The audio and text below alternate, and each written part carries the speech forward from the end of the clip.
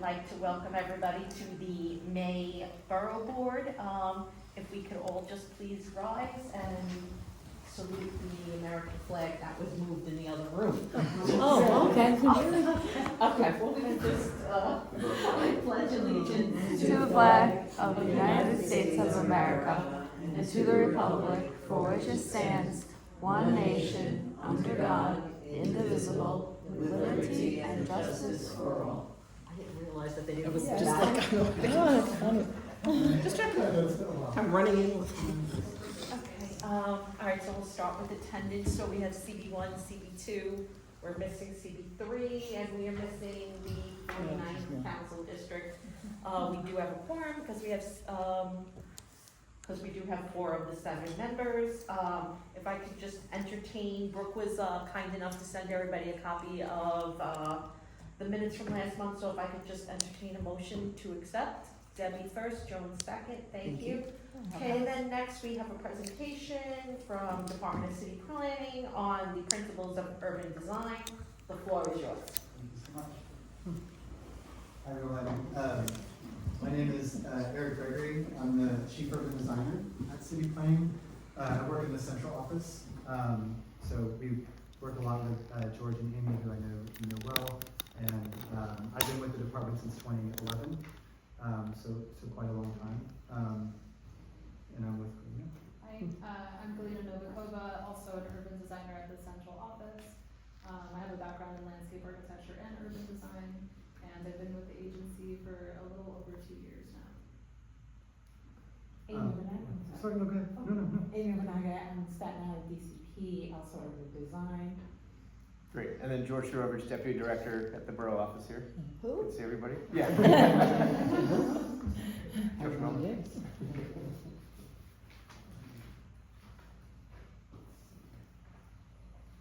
Okay, so we have I think about a 15-minute presentation. Feel free, it's pretty informal. You can totally stop us and ask questions if you like.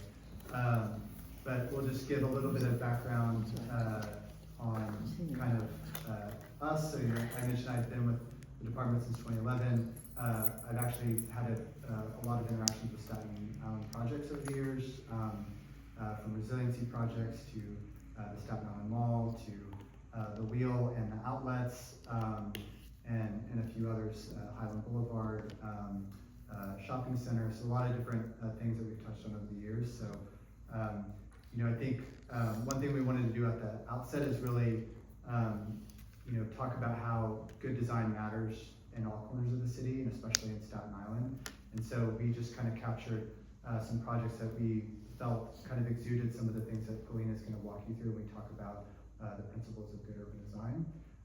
And so that can take place in many types of forms, right, from playgrounds to public buildings like our libraries, to new housing projects like this one on Bay Street, to spaces like the Staten Island Mall, which when I worked on this project, we were talking about landscaping requirements for parking lots, and they were going to fall well short of that. And so through that conversation and collaboration, we came up with having a plaza space here that was kind of a forecourt to the mall, so a place where people could actually gather outside.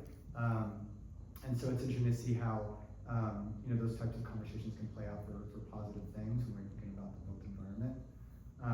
They can be about the design of our public schools, and Galina will talk about this one a little bit later, around how they help us not only have great spaces for kids, but thinking about how they can be energy efficient and kind of tackling new approaches to building design. Or thinking about new housing projects and really thinking about city-owned sites that can be repurposed for modest housing infill. And so this is a project I think you're probably all aware of, and we were eager to collaborate on some of the underlying design guidance with HPD to kind of help them select one of the better proposals that responded to the RFP. And of course, waterfronts and a lot of work that we do throughout the agency, but certainly here in Staten Island, is thinking about public access to our waterfronts and the design of those spaces, because city planning doesn't have the opportunity to control a lot, kind of the design requirements of public space, but where we do, like our waterfronts, the ability for us to kind of make sure that quality standards are met and that there's spaces for people to enjoy, relax, sit, to traverse. So just kind of talking about a little about us. So we mentioned that we're in the central office at City Planning. Galena and I work within the Urban Design Division and the strategic planning teams at our offices. We of course support Amy and George in the Staten Island office with a lot of work that they do, and Amy is an urban designer for the Staten Island office, so we work a lot, and there's urban designers throughout the agency, not just in the central office, and that's really key because along with the planner that you all often interact with, having urban design expertise is really essential when we're thinking about the physical planning of projects. And so I think it's really nice that we have the structure of kind of having this design thinking throughout the agency. And most specifically with us, with Glenn and I in this urban design office, we interact with a wide range of project types, from maybe design review of like an applicant project, to helping out with city-wide initiatives. Right now we're thinking about how can we have better public realm environments in our industrial areas. It's like one component of the industrial plan that we're really getting our hands around. We do a lot of neighborhood planning, so Bay Street from a few years back to some of the ones that are happening now in other boroughs. We support our partners with NYCHA. We did this Connected Communities Guidebook a few years back to really think about the design of infill projects and the importance of open space on NYCHA's portfolio. And of course, like engagement, right? Working directly with people and residents to think about the future of the neighborhoods given the topics at hand. So really designers are really essential to think about ways of breaking down complex subjects or dimensions or designs to really make sure that we can have robust conversation and get good participation and feedback.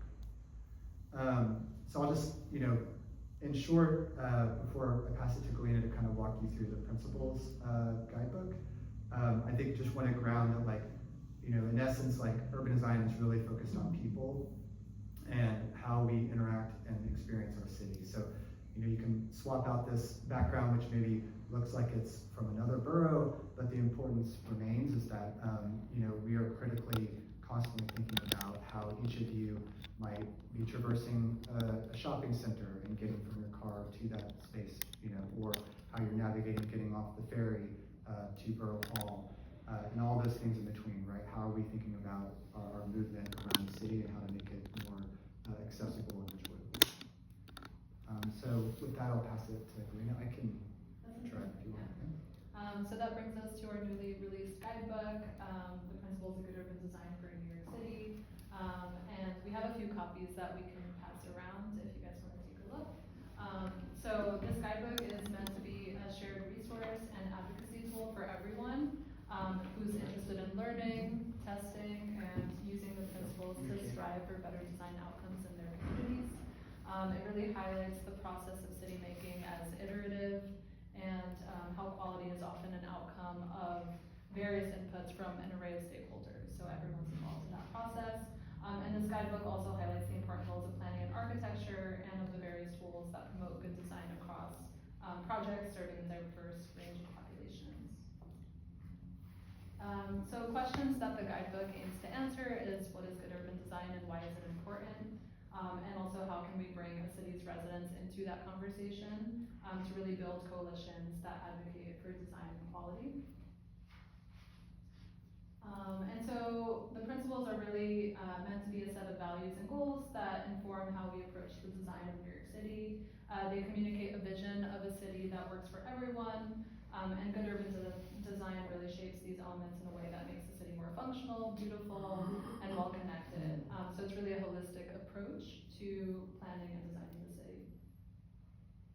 And so getting to a bit of the background of how the principles were decided on, they were first released back in 2017, and while we often reference them in our work, they were very much, they didn't have much utility beyond that.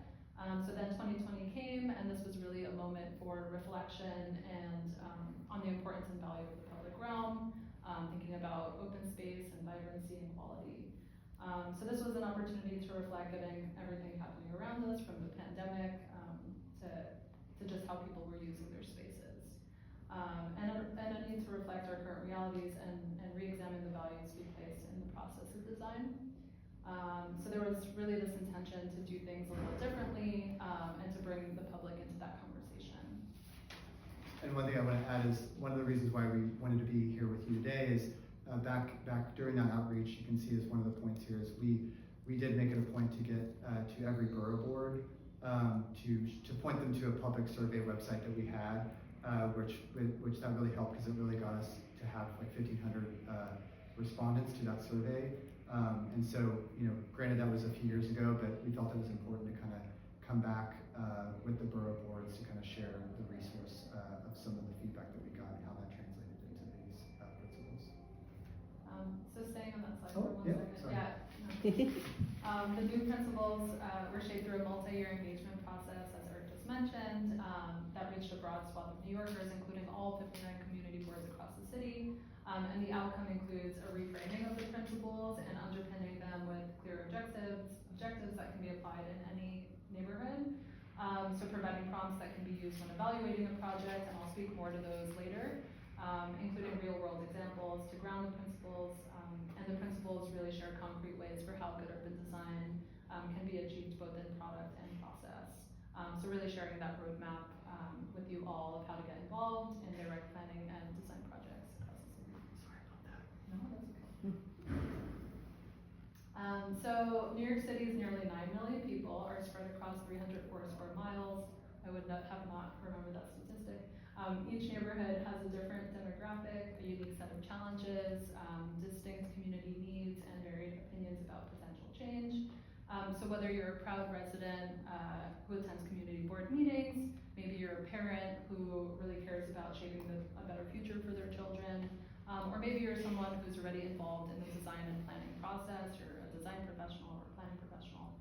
This guidebook has something for you. It's really a shared resource to improve communication, set clear expectations, and better integrate urban design thinking into every project. So this guidebook includes a handful of resources for people to use who want to participate in this process of shaping their neighborhood. This example includes question prompts that a community member could pose when a new development is coming into their neighborhood, and how, what kind of questions should you ask for good design to be advocated for. Definitely not exhaustive, but just some initial points. So this brings us to the principles themselves. So the guidebook provides actionable goals to help people bring each of these principles to life, and I'll walk through those in just a moment. These principles are a lens through which we not only examine how the city looks, but the experience of how it feels to live, work, and come together and move across the city. They describe how design can influence one's daily experience by making it more enjoyable and comfortable, and how design can support quality of life, well-being, and health, and how design can help foster a sense of belonging and civic pride. So right now I'm going to walk through each principle, and then I'll provide a really brief overview of the guidebook, but this is just a cliff note, so please take a look. And there's also a digital version if you prefer to look online.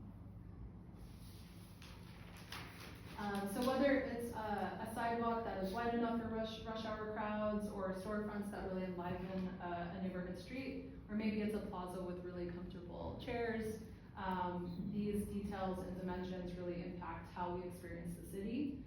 So principle 1 is really about sharing design strategies that can improve accessibility and safety, mobility and connectivity, comfort and beauty, and quality and durability. And so the new Stapleton waterfront is a great example of the mobility and connectivity objective that's nested under principle 1. And so this waterfront, as you all know, promotes walkability along the water's edge and connects the city's network of open spaces. It is a multi-phase development striving to create a continuous waterfront that would connect with future esplanades to the sites north and south. And so the first phase, which is 6 acres, includes grass and landscaped areas, is already built. It also has bioswales, benches, tidal wetlands cove, water fountains, and a fish cleaning station. And future phases of the development will further encourage pedestrians and bicycles in and around the site, and also resiliency measures, affordable housing, and connectivity to transit. This brings us to principle 2, which is really centered on, involving a rigorous process of investigation, engagement, and analysis, which is really at the core of good urban design and planning, to support thoughtful design outcomes. So Principle 2 shares actionable goals to strengthen the planning and design process and ensure that new projects are shaped by the community and really inform existing networks, assets, and identity. So this is really about sharing design strategies that can improve community and diversity, existing networks and uses, natural features and resources, and building features and form. So this is the school PS 62 that Eric mentioned earlier, and this involved a vigorous collaboration and dialogue between the school construction authority and design professionals, and that came on really early in the design process and was essential. So PS 62 was intended as a pilot project, as a chance to test out a range of strategies that can improve the energy and efficiency of schools throughout the 5 boroughs. It's actually called, it's the longer name for the school, it's called the Kathleen Grimm School for Leadership and Sustainability at Sandy Ground. And it's New York City's first net zero school, so it's an example of how the design of the building can mitigate greenhouse gas emissions by generating as much energy as it's using. And the building orientation and design infrastructure also maximizes access to light, offering an enhanced classroom environment, but also efficient heating. So it's a really great example of building design.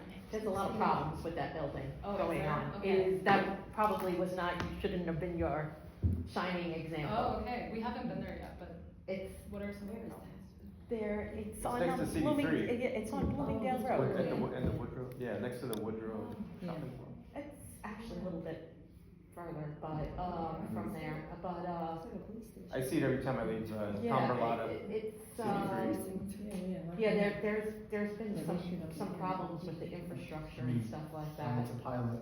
Yeah, Yeah. it's, they have a lot of problems going on right now that we're looking to try and get fixed between SCA and school facilities. We actually just had a meeting about it recently, it came up the other day.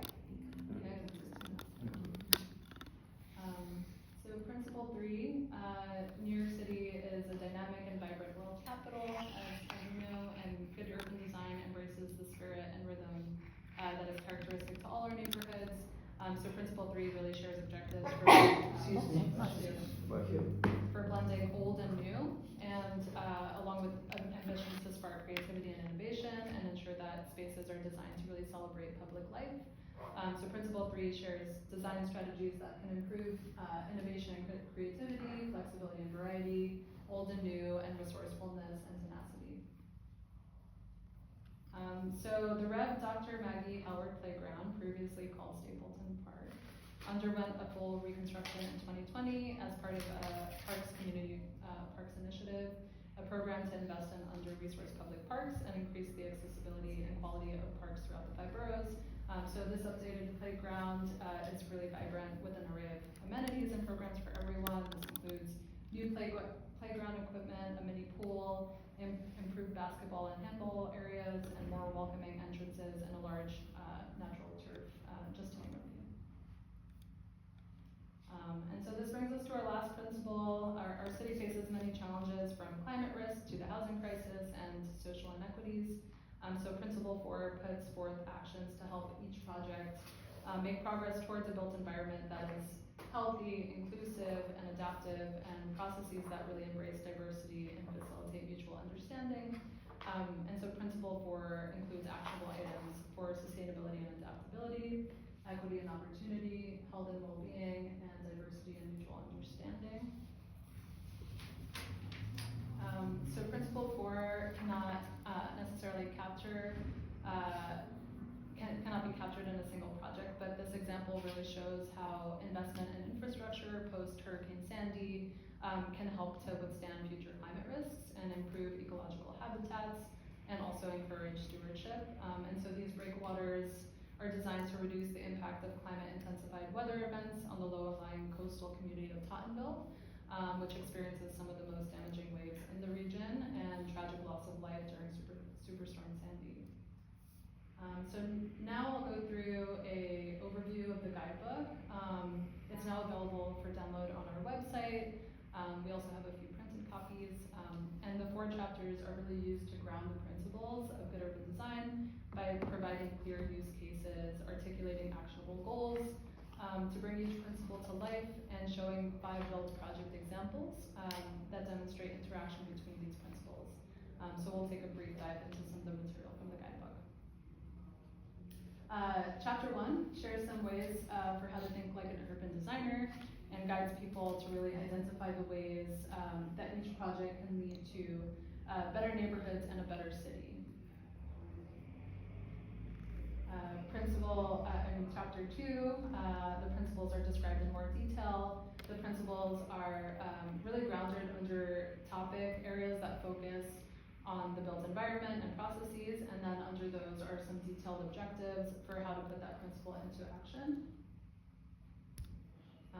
And so that brings us to chapter 3, the principles in place. This chapter grounds the principles in real life places throughout the city, and each example reveals how project teams apply design strategies to achieve positive design outcomes. And in our final chapter, which is called Resources and Acknowledgements, the guidebook includes a step-by-step user guide to help people determine when and how to get involved in a project, and various types of planning and design projects. So that brings us to our questions, and to end on this note and open it up for discussion, the principles of good urban design are really centered around the idea of democratizing design, and they encourage New Yorkers from all backgrounds to get involved and have constructive conversations about the future of the city. So a couple of questions we have for you is, do you have a project in mind that you believe exudes the principles of good urban design, or ideas for how you would use this resource?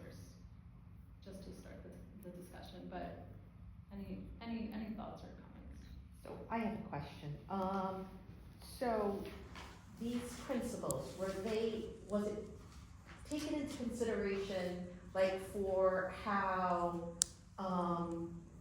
we want to enhance people's lives? That enhancing a Manhattan person's life is very different than enhancing a Staten Island person's life because of the infrastructure, the transportation problems that we have here. We have just the little engine that could around the East Shore. We don't have many types of public transportation. We had the MTA here 2 months ago, and their best feasibility for us to get updated transportation is going to be more bus rapid transit, of which the one for the West Shore, the city doesn't own most of the public right away. So by the time we do eminent domain and purchasing and everything, even in their best case estimate, which we know is probably gonna be 20 years past that, is 10 to 15 years away. So, like I said, we don't have, in Manhattan, the goal is always to limit cars, but we don't have a choice here. We don't have public transportation here to rely on, unless you're going along the East Shore. And even I myself don't live that far from the thing, as I know you don't, Elena, too, but that only works for us if we wanna go along this one East Shore route. If we couldn't take it to the mall, we couldn't take it, to Travis or any place else within the district. So, I'm just curious if, that was taken into consideration. Yeah, I would say, it's a really important question. I would say, I think our hope and our intention with these, that setting aside the imagery that we use to describe some of them, and certainly recognize that maybe when you see them, they don't really spark your home in Staten Island, and so that's a fair critique. And I think that's something we've actually talked about with George and Amy, or what are ways that we could take these and make them more akin to what you all are experiencing here, and the needs that are acute and kind of values that you see.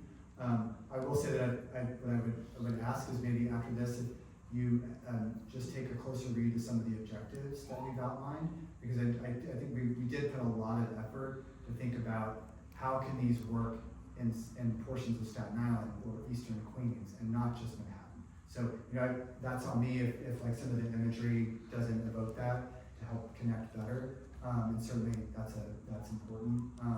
But I do think that what we've outlined here are things, questions, prompts, objectives that can be applied and utilized within the challenges that you all are grappling with and facing. So that said, like we welcome the feedback. Recognizing the last time we did this was a few years ago, and certainly things adjust. So yeah, and I think we're well aware, like working with the challenges around the bus. That's another project I worked on many moons ago when we were looking at West Brighton and kind of what to do there. And of course, those problems still continue with like respect to getting people moving around the highway. And to add to that also, I think the conversation about urban design is one of the collective, which is to be a harder conversation. We're talking about everyone's talking about the suburban areas, and I think that's where the conversation is about the waterfront, and specifically with Staten Island, as a mother with 2 kids, it's gonna be our parks. That's where which is what they highlighted earlier on, that's gonna be that public realm where good urban design is not. That was one of our projects. It actually wasn't completely CPI funded. It was also funded by Borough, by the former Borough president, Otto, who I work for, and also there was some money in it from the council office as well. Which one was that? The Reverend Maggie. So I say that's where you're gonna see that conversation, the waterfront, the mall, and then also the park. So when you're gonna see this conversation most highlight and be visible here, I'd say. Yeah, but I think these principles, they probably apply more to when you get out of your car. So like, yeah, in Staten Island, we have to drive everywhere because we only had the little engine that could, and then the BRT, who knows when that's gonna be built, because they've been talking about that BRT forever, but these principles aren't really about infrastructure, or, I mean, they're about resiliency a little bit, but it's about how do you enjoy space when you're out of your car. Because I know I get a little road rage and everybody does behind the wheel, but like you enjoy yourself more. I like my convertibles, but you enjoy yourself more when you're out of the car, with your kids, we're at the park or playing ball. So I think that's what these are about. But those are tough questions. I don't know if this necessarily addresses all the questions about. Like I said, I just, infrastructure, but- just want to make sure that and it's not just an issue for Staten Island either, Yeah. My son dormed up in the Bronx at, Mount St. Vincent's in Riverdale, and they have a very similar community to Staten Island, and they have a very, very similar, situation. Bay Ridge, Brooklyn is also similar, so, So I think So yeah, everything's similar but also different. So the impact in Staten Island isn't gonna be the same, but also similar. yeah, and I think I think another thing is Galena kind of said this a few times is we're not trying to prescribe with this document, right? Mhm. Certainly, like when we're talking about bus transit or other types of transit, we need to be more focused in on that and developing things that are just about that. We see this more as kind of like let's like set the table, and we're hopeful that these can be things that could be adapted to any type of project. So it's hard, if we were trying to do like design guidelines for like very thematic or focused things, like it would take a lot of resources and time. And this is a way for us to be a little bit more nimble and find something that we think could work for the neighborhoods that we just mentioned.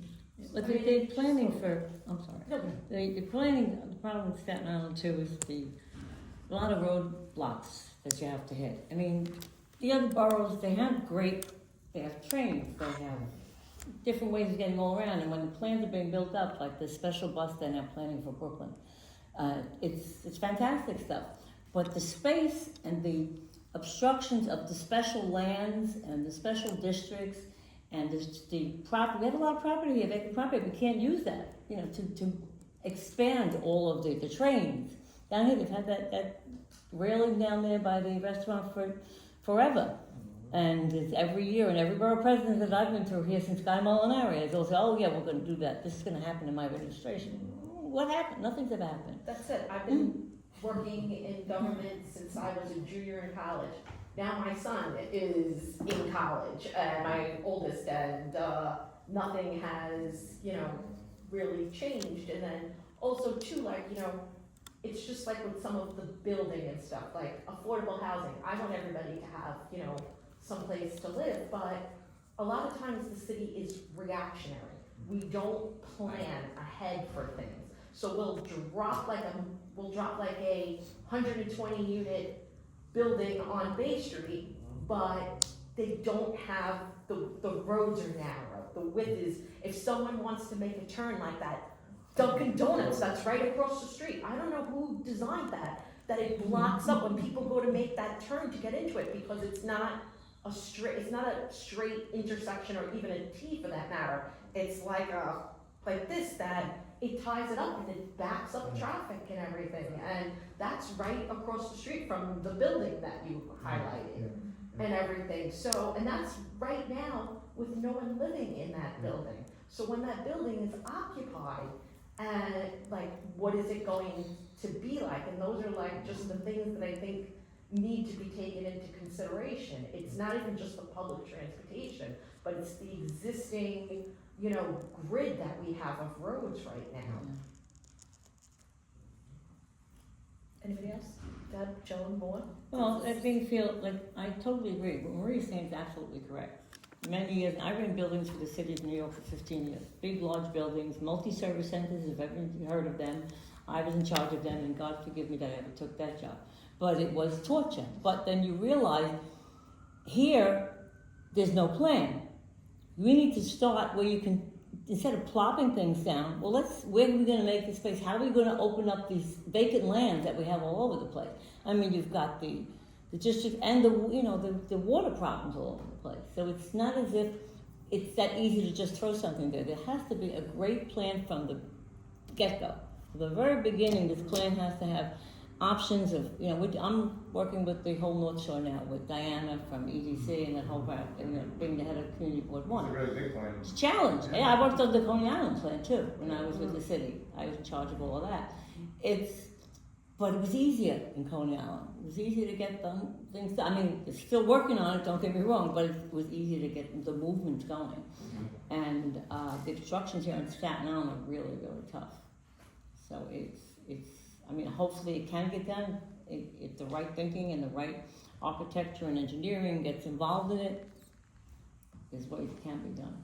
And that would make the people of Staten Island being able to get around, I think is the biggest problem here on Staten Island, being able to get around Staten Island. You get stuck in one place, it's not like Brooklyn where, okay, well I can get on the train here, I can get on the bus on 86th Street, or I can go downtown to downtown Brooklyn. There's plenty of buses there that I can get on and move around in. And the structure's different.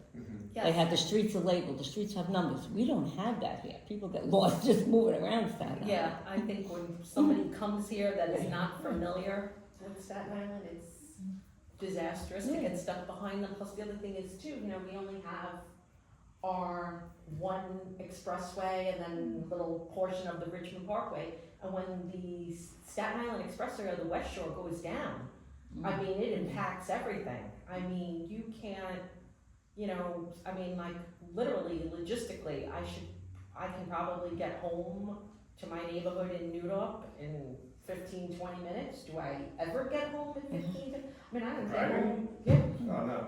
The train will be fast enough. Yes, the train would be the best way to go. That's what our workers do. They just take the train to Great Falls Express. But you can't. Like I live in the road back. There is no public transportation there. Absolutely none. And there used to be a great express bus from the North Shore up School Road and getting right onto the bridge and going into the city. Yeah. And years ago, before I started working on Staten Island, years ago, I don't work there now. I didn't work there then, I worked in the city. I could never understand why that bus was stopped. It was a great place to grab an express bus and go right into Manhattan, right from the North Shore. They say, oh, they have a ferry down here. You can't just do that. You can't just say that. They need different options of ways to go. You have the ferry down here. I've taken the ferry many times. There are times when you're sorry you ever got on the ferry. But those options are taken away, and people, I understand, have tried to fight it for a while, but it never came back. I mean, even how they got rid of the West Shore Rail, Right. the South Rail. Beach Rail. I don't understand when the population was growing. No, it's Why very they- auto-dominated. Everybody wants cars, parking cars. Right. And they got rid of all the rail. Yeah. And we still kind of battle with that. A lot of people. People when I want to worked drive. in Staten Island, community the board, driving people say community. cars. Yes, it's called People that want cars. public transportation. But, I mean, I think these, I think again, people want both. I think they want options. well, there's only so much space. Yeah. But those rail right-of-ways, for the most part, are still existing. So it's Right. not like anybody gained the space for roads. They're still there. The West Shore is just lying vacant for I don't know, it predates me, but I think Right. it went offline sometime in the fifties Yeah, or something so like that would be great, I mean, that's, again, one project we've been thinking But about. where would it go? South Avenue. Yeah. Yeah, it just ran along south, it ran through like Port Richmond, Mariners Harbor How over would there. it stop? They They had like they- 7 or 8 stops. Yeah, they had like Yeah. 7 or 8 That's stops. the idea. We should Yeah. Favorite pool stop was a that again. smile. Yeah. Oh, yeah, we've been trying to get the I was MTA going to on. explain it a little bit all the better. time, yeah. Yeah. Trying to get to stuff I like mean, that. because like, I'm a 4th generation Staten Islander on my mom's side, so I may have like her thing to, you know, her knowledge to go by when I say this and, you know, my grandparents and stuff, so she used to say like, you know, because she lived right down the block from Susan Wagner, but Susan Wagner didn't exist, it was actually built the year she graduated high school. Mhm. So she had to go to Port Richmond High School. So she had to go and, you know, it's nowhere near them and everything like that, but there used to be options, but those options don't exist anymore. Yeah, And it's- that it's a was like, shame. you know, my mom graduated high school in 1964, and those options existed then when there was maybe like, Right before the bridge. you know, Yeah. yeah. So getting back to the West Shore rail, though, people have to drive to the rail. Well, not if you lived in the Yeah. area though. Well, it's, yeah, that's I mean, about it just land has- use too, Picture like, Travis. yeah, I mean, very- we've talked about land use and transportation a lot, maybe not enough, but, if you're able to do, you know, like 60% or 50% of your shopping or commute, like I said, you know, Vincent, Olga, and Paul, they take the SAR to our office because they live here, or sorry, they work here, and then they go to Great Falls every day, so, you know, limiting the need for a car then reduces traffic. But in terms of like these questions, you know, like the issues that are around transportation and infrastructure are huge. Huge. But in terms of like projects and public space, the space in between, I was even thinking that like my in-laws in Connecticut could use this because the questions aren't really about Broadway or New Dorp or New York Harbor. They're very broad. Like the questions I saw were like, is this building gonna block my light? Is this park gonna provide enough trees?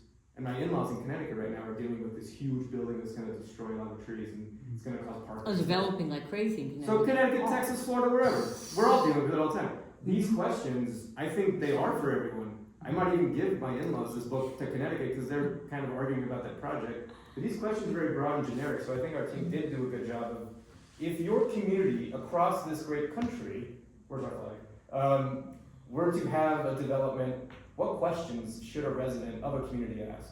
And I think they're pretty broad enough. But then we have our, you know, specific Staten Island images of the mall and the school that needs help, PS 62, and Bay Street, and Stapleton Waterfront. But hopefully it's broad enough that anybody can pick it up and then say, these are the questions I need about light, air, space, bike lanes. And then of course you do need to look at the specific intersection in the area after that, of course. But I think it's a good toolkit, if you will. Those people give up, residents give up. Well, why, we can't talk about trains, we can't talk about more buses, so let's rely on our cars. And that's basically where a lot of them say, well, you know, I need to comfort, I'm gonna move around, and their kids, every one of them has a lot of kids. Remember Jim Molinaro used to say how many cars are in Staten Island compared to the rest of the city. Every family member has a car. Your kids grow up, and all of a sudden the streets are blocked with all this So it stuff. sounds like the most important question, first page of the book for the Staten Island edition, would be, how much parking is there? Right, and that's what we're doing with the, But you know, and we The see this waterfront. too, like when Mhm. out of town developers come and let's say like, so I remember when they built that Walgreens on Clove Road. And they tore down the diner and they put they put it there. So they came in for a variance because they wanted a reduction in parking. Because they said, oh, the kids that we are gonna that are gonna be working here are gonna be like 17 and 18 and bless you. And they're not gonna have cars, they're gonna take public transportation. yeah, So okay. the first thing I said was, excuse me, you have no idea about Staten Island. I was like, I mean, and not to say, but I know when I turned 17, my parents bought me a car. I'm like, these kids nowadays, I mean, and it was just a K car, these kids nowadays are getting BMWs that they're driving to work. And the thing is that, what was this public transportation that they were gonna, I mean, that one is on Highland Boulevard, so there is some, if they lived along the East Shore. But like if they were coming from other neighborhoods that weren't Udorf or Great Hills, where they'd have no choice but to drive there. So they were like, oh yeah, we're not gonna need all these parking spaces and everything, we can reduce it. And that's like some of the issues that we face here, is the actual buildings, like, you know, we just had a big thing, up the block, Fort Place, where we have a developer that wants to build senior housing. And it's not even older seniors, it's 55 and up, and for some reason, there's gonna be 99 units, and he thinks he only needs 33 spots because people 55 and up don't drive. I mean, it's right up the block from here, so you guys must be familiar with it. Yeah. I mean, and. Yeah, it's the BSA variance. where Yep. Yes. You thought it was ours, but you called Yeah, it. it's BSA, yes. Right. I We mean, know about it. it's all hills Yeah. there. So you're old, so there is no public transportation there. It's all hills, so even if you did manage to get some older seniors, they're not gonna be able to walk. The public transportation is so far, and it's up all of those hills and everything like that. And then, so, like, how he thought that 2/3 of the residents were not gonna have cars is just, and like I said, they're younger seniors and everything. I mean, I hate to say this, but I'm not that far from 55, and when I'm not planning on giving away my car at 55, and Yeah. it was just like, and then, you know, they were saying, oh, maybe we could do like they do in the city with double stacked cars, and I'm like, that's hillside preservation, you're not gonna get away with doing that there, and everything, because once again, you're gonna block light, you're gonna block, you know, the view and everything else. And those are like things that it's not just like roadway things, but it's, you know, other things that I just wanna make sure we're taking into consideration. Right. So when you ask the question, like North Shore, we're fighting the parking, the beautiful park, North Shore's gonna look beautiful, and it's done, if it gets done. I pray it does, but I'm trying to keep positive about it. And the question that's always asked whenever we have a meeting with EDC is, so you have a park here, you have this here, where's the parking? And they all go blank, they go. Well, they shouldn't go blank. I look at Diana and go, They somebody own better that. answer this question. They should not go blank because they own that 900 space garage that nobody's using. Yeah, nobody's using, thank you, exactly, and they go, well, we really didn't plan for that. So there is parking. I mean, to be honest, Manhattan has so much parking. Like, you gotta pay for it, but like, I think I saw. Actually, I was in Manhattan today, Yeah. and the 2 garages that were right there were full. I Yeah. actually had to drive, and Right. I was going Like, with my husband for a doctor's thing, and I actually had to park in an adjacent hospital parking, a few blocks away, and then go. But I don't think you don't need to park for an area that is like the best public transportation city in the world with the subway and the buses and the ferries. It has way more parking than you think. Because when you walk around Manhattan, it's like curb cut, park. You see all the signs for park, and they stack it, like you said, stack it, triple stack it. I'm just always surprised how much parking there is. So there is parking. We're just But not yeah. using it. It's vacant. Yeah, not that a was lot. brought up. Well, So- it's, But I not, the yeah, precinct is it's usually about- part of it. but, Yeah, so Yeah. we're gonna, yeah. maybe like a question would be like, if you do have a development or a project and there are concerns, maybe it sounds like a question is about transportation parking infrastructure. How much parking is there? Another question for St. George, there are municipal lots in the text that a developer can use to say that, you know, this parking is underutilized. Can people park there? There needs to be more coordination. I mean, There are we spots. also There are have spots. sewer infrastructure issues too, when we Right. get to the South Shore. Yeah. And when we also get into the Toad Hill area, the Grimes Hill area, you know, there's still a lot of places that have septic on Staten Yeah, Island. definitely. You know, and those septic systems are overwhelmed to begin with, and to add more. Well, that's why there's a moratorium right now on a lot of developments, and the BIA is a little frustrated with DEP, because DEP is not approving any housing right now that needs MS4. MS4 is a big thing. We're getting calls from Phil Rampoula, Stan Krupaczewski, Bob Kelly. all Oh, those Phil guys. Van Poel, he'll keep doing it, Yeah, no, they're saying, They're gonna stop. and I'm saying, this is DEP. DEP is not approving it. So, so there's, yeah. So I think, you know, so to that point, like DEP is acknowledging that there's stormwater issues, so they're kind of putting a pause on the developers are getting angry because no housing is being constructed. With a lot of this, you know, talking in sort of a big group thing, you know, schools are there, open space and parks, kids, you know, yay. Was there any discussion or consideration for what happens sort of on the other end, the post-55 senior living, of making things more accessible with seniors in terms of transportation. Sometimes they come in with Or their cars. And their cars, They drive. and they're usually, the living room on wheels, you sort of drive that they shouldn't be driving, but Hey. They're all gonna drive, everybody has a car. I'm talking about yeah, me. sure, it's fun with schools I and think it's places and parks and all I'll those let you answer. things. What about the other end of the spectrum when you have, trying to make things accessible at a senior level? Yeah, so we do talk about understanding like a variety of ages and the needs of different age groups. So again, like this is just gonna be like the starting point. And as we've done roadshows with various groups in the past around these principles, we've heard a lot of ideas around, well, what about all your renderings are daytime? What about the city at night? And like how do we think about those environments? And kind of points that you're raising here around how we make it more a senior friendly city, which we know like demographic wise we're having to account for more of that in the city. So I think we're trying to, and you also mentioned like how can we plan more holistically and not just like plop the thing down, but kind of think more broadly. And the tools at our disposal at city planning are a little bit limited. And certainly when we have an opportunity to do that, it's usually through neighborhood studies and, because I feel like we're in a really safe space here, I'll say that a lot of times when we're internally working on them, right, as urban designers, we see a lot of these challenges and we're kind of like rolling up the sleeves to draw stuff out for ideas and where to like really make things better for all people.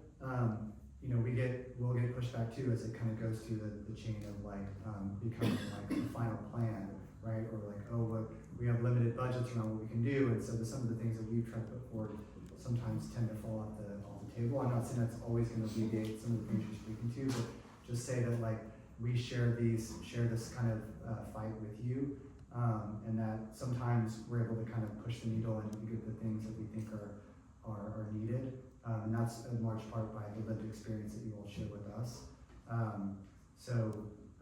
Anyway, that's a little bit of a tangent and off, but I think you're absolutely right.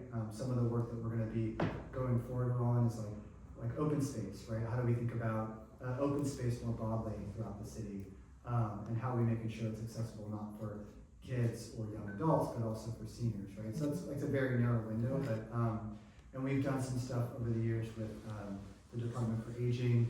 A lot of their assets will have to come back for lease renewals. So a few years back, we put out some very light design guidance for how they could think about drop-offs for buildings for seniors that are coming to use the senior center, and like where is parking, or how am I getting from my car at the street and into the building easier. So they're kind of maybe more tangible everyday things, but I think you're right that we have to kind of take a step back and think about this question at a larger scale. Thank you. You good? Anybody else? Good.